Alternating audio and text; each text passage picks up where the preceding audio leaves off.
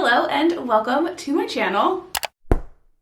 I am super sad to say that Book Depository is no longer, or at least it's not going to be any longer very soon. Since discovering them last year, I have shopped with them so many freaking times. They always tend to have cheaper prices that are very comparable to Amazon, but the main reason that I like to shop with them is because I can get covers that are not from the US. So I have a fat stack of Book Depository books that I panic bought when I found out that they were closing.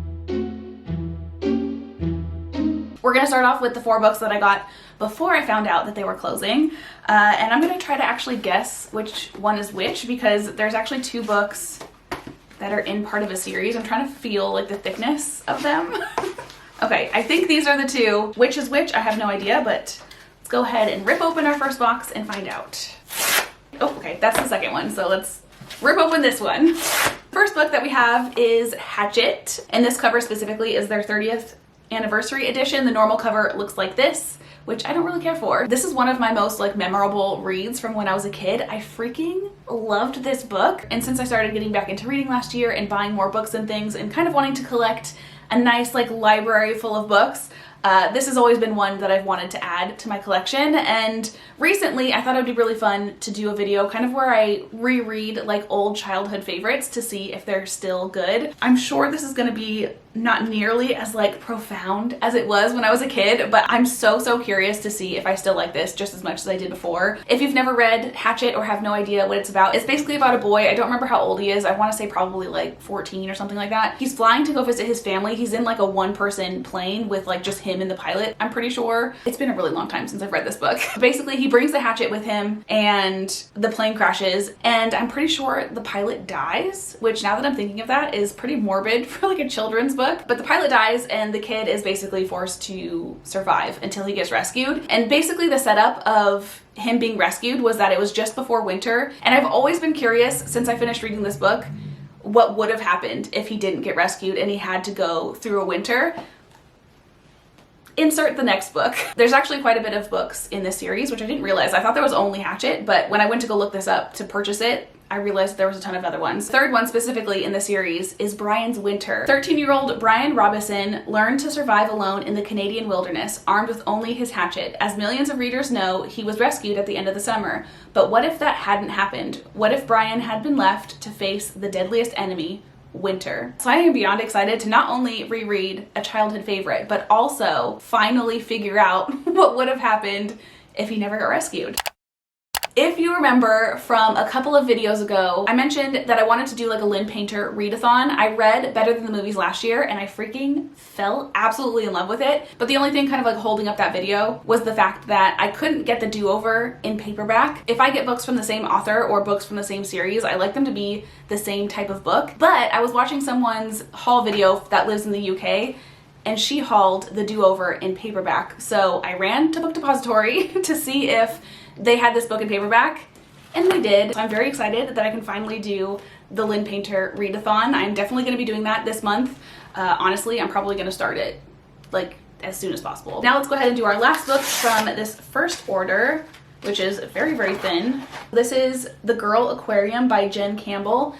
And is this not the coolest, kind of most random cover? It's basically got an elephant, and that's a little flamingo up there. For some reason I was thinking that was a girl. I've been trying to branch out into other genres of books, and poetry is one of those genres that I really want to get into. And I've heard some good things about this book specifically, so I picked this one up. Now let's get into the big old panic purchase stack. I kind of forgot what some of these books are because, again, they were just kind of sitting in my wish list. Ooh, okay. This is actually a lot nicer than I thought it was going to be. So this is If We Were Villains by M.L. Rio. And I actually checked out this book from the library at the beginning of this year, and I never got around to reading it. And I had it in the back of my head that I wanted to read it at some point, but I wasn't really pressed to get my hands on it. But again, I was watching a video from someone in the UK, and they had specifically this cover, and I fell absolutely in love with it. There's actually an art print on Etsy, I'll put it here, that reminds me of this cover because it also has dead birds on it. But the thing that I wasn't expecting from this cover is actually this decorative element on the corners. This is actually pressed into, sunken into the cover. I thought it was just a plain black cover. I didn't realize it had fancy stuff on the sides, and it also has that really soft velvety kind of feel, which is my favorite. So this is even better than I thought it was gonna be.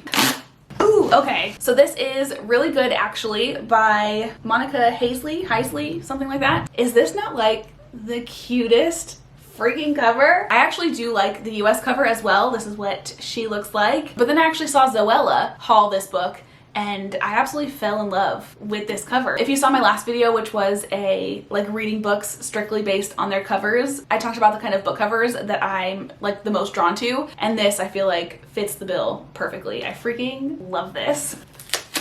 Oh, what the heck, man? Oh my god. Let's try it from the other side. For the love of Pete. Ooh, okay. This is so pretty. This is another book that I had just on my regular Amazon wish list. I was perfectly fine getting the US cover until I saw that they had a different cover. And I don't know actually if this is the UK cover or if this is just the special edition cover. Either way, they didn't have it on Amazon, so I got it off of Book Depository. This is The Bell Jar by Sylvia Plath. And is this not like the prettiest freaking cover you've ever seen? The inside of the cover is pretty as well. Let me take the dust jacket off so that we can see what the actual hardcover looks like. Good lord, who knew that was going to be a tongue twister? The cover kind of has this like really light purpley pink kind of color, and the spine has the text in like a dark blue color.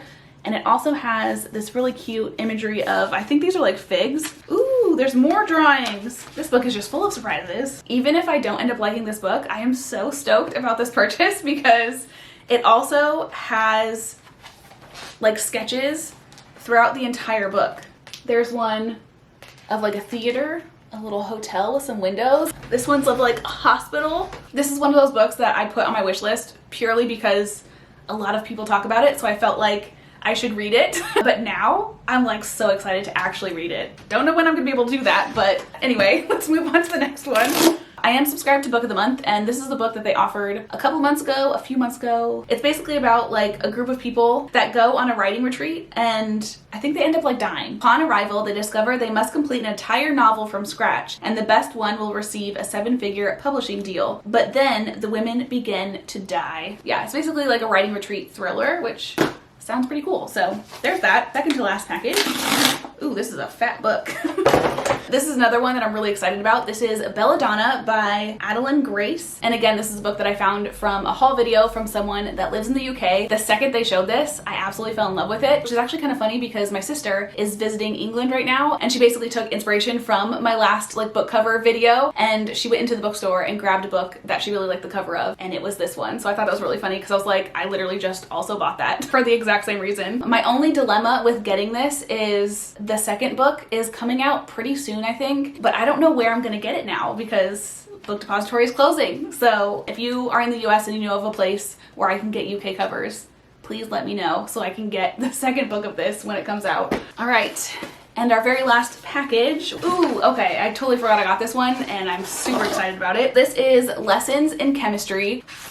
Is this not like the coolest, cutest freaking thing? The inside of the cover also, if you're curious, is just yellow. Oh, and this side is blue. This is basically about a woman in the 1960s who is a chemist, and I don't really know much beyond that, to be honest. The plot of this book never really was that appealing to me, but I saw this and I was like, I have to have that. Also, too, another reason that the UK cover sold me versus the US cover, which the US cover is cute. Apparently the author doesn't like the US cover because it doesn't fit, like the pink color of the cover doesn't fit the main character. Again, it's the 1960s, she's a chemist, and I think people just like don't take her seriously in science or something like that. It's the early 1960s, and her all-male team at Hastings Research Institute take a very unscientific view of equality, except for one, Calvin Evans, the lonely, brilliant, Nobel Prize nominated grudge holder who falls in love with, of all things, her mind. True chemistry results. But like science, life is unpredictable, which is why, a few years later, Elizabeth Zott finds herself not only a single mother, but the reluctant star of America's most beloved cooking show, Supper at 6. Elizabeth's unusual approach to cooking proves revolutionary, but as her following grows, not everyone is happy because, as it turns out, Elizabeth isn't just teaching women to cook, she's daring them to change the status quo. So anyway, I just thought this cover was cool. Also, the person that actually wrote it prefers this cover, so I figured this is the one that I need to get if I'm gonna get this book at all. So those are all of the books that I got from my very last book depository order. Again, I'm just like so sad that they're closing. I have no clue where I'm gonna get my UK covers from now. And yeah, I think that's everything that I have for this video. I hope you have had the most amazing of days, and I'll hopefully see you guys in the next one.